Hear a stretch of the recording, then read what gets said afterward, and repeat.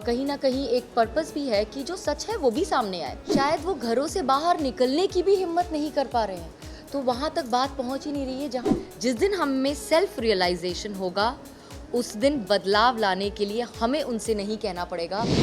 सबसे पहले तो जो स्टोरी आपने देखी, उस लड़की की उम्र क्या थी आपने देखी?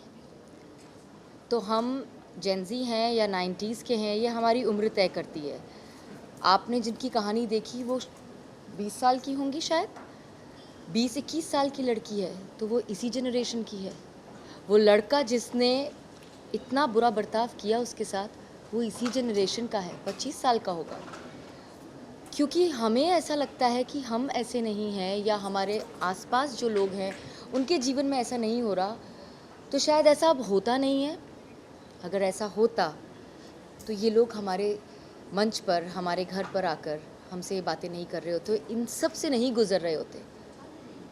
अब भी शायद हमें पता ही नहीं है कि कितनी तादाद में ये अब भी हो रहा है। इसीलिए जब मैं आपसे बात कर रही थी और जो डेटा मैंने बताया, वो डेटा अब का है। We are not talking about data जो आज से 20 साल पुराना था। हम आपको अपडेटेड डेटा बता रहे हैं। तो इसका मतलब कि ये सब कुछ आज भी उतना ही हो रहा है जितना पहले हो रहा था। हो सकता है महानगर में शायद उतना ज़्यादा ना हो रहा हो, थोड़ा कम हो रहा हो, लेकिन फिर भी हम हर एक घर में नहीं जाकर देख रहे कि क्या हो रहा। और इसीलिए ये कहानी हर घर की है, क्योंकि दरवाज़ा बंद करके घर के अंदर क्या हो रहा है, ये घर के अंदर ही घुटा रह जाता है। हम बाहर सबको अपना एक ऐसा चेहरा दिखाते हैं जो चेहरा हम दिखाना चाहते हैं, लेकिन असली चेहरा यहाँ पता चल रहा है। So these are relevant stories, and I think जो जेंजी है जिसकी आप बात कर रहे हैं, वो इतना ज़्यादा जागरूक है कि वही वो लोग हैं जो चेंज लाना चाहेंगे। So this is going to inspire them to even join hands in bringing change and forming a better society, which is the purpose of the show, and help all those who are suffering from all those situations जो हमने हमारे show में उनसे बात करके बताई है। सबसे पहले तो जो ये बीड़ा उठाया है, यही एक चैलेंज है अपने आप में, और ये पूरा शो एक पर्पस के साथ साथ चैलेंजिंग पर्पस है, क्योंकि ये सच है कि माइंडसेट चेंज करना आसान नहीं है, और पेट्रियार्की को चेंज करना तो वैसे भी आसान नहीं है, क्योंकि जनरेशन से चला आ रहा है। अगर हम वो कर पाने में सक्षम होते हैं तो वो हमारी जीत है, और जीत तभी होती है जब कोशिश की जाती है। तो कोशिश तो हम कर ही रहे हैं, पूरी उम्मीद है कि साथ मिलकर जीतेंगे। अंदर की दुर्गा जाग उठती है। ये शो, सबसे पहली बात तो ये है कि निष्पक्ष होकर सुनना सबसे अहम बात है इस शो की, और जो सही है वो सही है, जो सही नहीं है, अगर वो औरत है या मर्द है, उस पर डिपेंड नहीं करता है। जब आप ये शो देखेंगे तो आपको पता चलेगा कि कितनी सच्चाई ऐसी है जो बात करते करते सामने आती है, और कई बार पलड़ा बिल्कुल पलट भी जाता है। और यही हमारे शो का कहीं ना कहीं एक पर्पस भी है कि जो सच है वो भी सामने आए। ज़रूरी नहीं कि हमेशा जो दर्शाया जा रहा है वही सच है। So yes, you are right, there are times जब कहानी बिल्कुल पलट जाती है। इसका जवाब मेकर्स दे सकेंगे। शुरुआत हमने हमारे घर से की है। रियल लोकेशन पे मैं ये कह सकती हूँ कि वो उनका वो घर है जहाँ उन्हें कोई सुन नहीं रहा, लेकिन हमारा मंच वो घर है जो उनका दूसरा घर है, जहाँ उन्हें सुना भी जाएगा, समझा भी जाएगा, और पूरी कोशिश की जाएगी कि वो जो भी उम्मीद हमसे लेकर आए हैं हम उसे पूरी कर सकें। तो शायद हम वहाँ जाकर वो ना कर पाते जो वो यहाँ आकर कर पा रहे हैं, एक ऐसे स्पेस में आकर जो कम्प्लीटली नॉन जजमेंटल और अनबायस्ड। कहते हैं ना, मैनिफेस्टेशन, जब आप किसी चीज़ को दिल से चाहो, शिद्दत से चाहो, तो कायनात उसे आपकी गोद में लाकर दे ही देती है। ये शो मेरा मैनिफेस्टेशन है, ये शो मेरा पर्पस था, और ये मैं यहाँ इतने कैमरास के सामने इसलिए नहीं कह रही हूँ क्योंकि आज मैं इस शो के प्रेस कॉन्फ्रेंस पर आपसे बात कर रही हूँ। ये सच है, मेरी टीम का एक एक इंसान इस बात को जानता है। मुझे गिनती याद नहीं, मैं इतनी बार ये बात उनसे कह चुकी हूँ कि ये वो शो है जो मैंने मैनिफेस्ट किया है, क्योंकि मैं सालों से चाह रही थी कि मैं किस तरह से सामने से उन लोगों की मदद कर सकूं, उन औरतों की मदद कर सकूं जो मुझ तक रीच आउट करती हैं सोशल मीडिया के ज़रिए, मुझे अपनी प्रॉब्लम्स कहती हैं, जैसे आपने कहा पसंद करते हैं, कहीं इंस्पायर होती हैं, कहीं कई ऐसी औरतें जिन्हें लगता है कि मुझ में स्ट्रेंथ है, वो स्ट्रेंथ उनमें कहाँ से आए। और मुझे लगता था मैं ऐसे एक एक इंसान को कैसे ढूंढ के मदद कर सकती हूँ, मैं क्या करूँ उनके लिए, मैं उसके रास्ते ढूंढती थी। मैंने अपना एक पॉडकास्ट भी किया था शीरोज़, वो भी इसी लाइन्स पर था, अपने चैनल पर किया था, जिसमें मैंने सोशल मीडिया चैनल पर, जहाँ मैंने उनसे बात करने की कोशिश की थी, समझने की कोशिश की थी। पर कहीं ना कहीं मेरे मन में चल रहा था कि मैं क्या करूँ जिससे मैं उनकी मदद कर सकूँ।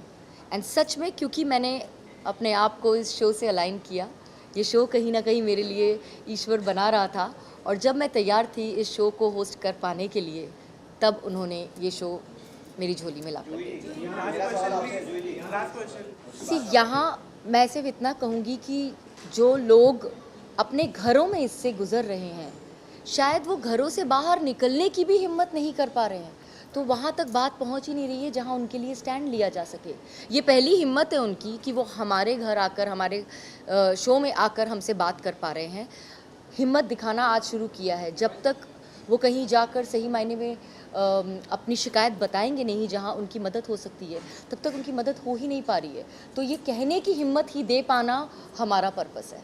क्योंकि मैं वहाँ मौजूद नहीं हूँ और क्योंकि मुझे नहीं पता कि उन्होंने वहाँ जाकर क्या बताया और सामने वाले ने क्या एक्शन लिया, मैं अगर उस पर कमेंट करूँगी तो मैं बायस्ड हो जाऊँगी। और मेरा सबसे पहला धर्म है अनबायस्ड रहना इस शो के लिए भी। देखिए, मुझसे मिसबिहेव तो किसी ने अभी तक नहीं किया है, लेकिन लोगों की नाराज़गी ज़ाहिर होती है क्योंकि उनके सामने वो लोग बैठे होते हैं जिनसे उनकी नहीं बनती है। ये जो सवाल है कि क्या लोग आए या नहीं आए, ये मुझसे बेहतर वो टीम बता सकेगी हमारी जो उनसे डील करती है। लेकिन हाँ, शो पर आकर लोगों के असली और सच्चे रंग ज़रूर सामने आ जाते हैं। इसीलिए हमारी कोशिश ये है कि हम जड़ तक जाएं, उन्हें समझें, और जो हम बार बार कह रहे हैं बात ज़रूरी है। अगर आप सतह पर रहकर कोई भी चीज़ करेंगे, बदलाव नहीं आएगा। बदलाव तभी आएगा जब आप सामने वाले को ये रियलाइज़ करवाएंगे कि वो जो कर रहे हैं वो गलत है, या वो सामने वाले को कितनी तकलीफ़ दे रहा है। जिस दिन हम में सेल्फ रियलाइजेशन होगा, उस दिन बदलाव लाने के लिए हमें उनसे नहीं कहना पड़ेगा। जब वो रियलाइज़ करके जाते हैं वहाँ से, तो इसकी हम उम्मीद भी करते हैं और कहीं ना कहीं हमें विश्वास होता है कि जब वो वापस जाएंगे ना, तो उनके दिल में वो बदलाव का अंकुर तो हमने कहीं ना कहीं कहते हैं ना, उसका एक सीड बो दिया है, और वो आगे जाकर असर दिखाएगा ही, इसका हमें पूरा विश्वास है। अभी तक तो जो भी मोल्ड किया है वो डेफिनेटली उसका पूरा क्रेडिट हमारी टीम को जाता है। और इसके आगे मैं उम्मीद कर सकती हूँ कि ये जब शो औरतें देखेंगी और उन्हें नज़र आएगा कि किस तरह से उन्हें समझा जा रहा है, वो खुद सामने से आएंगी। और जैसा मैंने आपसे कहा कि जब से हमने ये हमारा हेल्पलाइन नंबर स्टार्ट किया है, कॉल्स लगातार आ रहे हैं। तो अभी तो शो शुरू नहीं हुआ है। जब लोग एपिसोड्स देख लेंगे तब आई एम श्योर कि एक और हेल्पलाइन नंबर ऐड करने की ज़रूरत पड़ जाएगी। Thank you guys. Thank you. After this. सबसे पहले तो ये इतना दुखद है कि ऐसा हो गया है उनके साथ। अनफॉर्चुनेटली जो हो चुका है हम उसे नहीं बदल सकते हैं। वो सिर्फ जीवन मरण की बात नहीं है, हमारी ज़िंदगी में भी जो हो चुका है उसे बदला नहीं जा सकता। जो हो सकता है उसे बदला जा सकता है। हम जितने लोगों की मदद कर सकते हैं हम उसकी कोशिश कर रहे हैं, क्योंकि जिनकी मदद नहीं हो सकी, आज हमारे पास कोई चारा नहीं है कि हम उनके लिए अब कुछ कर सकें, लेकिन आगे उन नंबर्स में बढ़ोतरी ना हो उसकी कोशिश ज़रूर करें।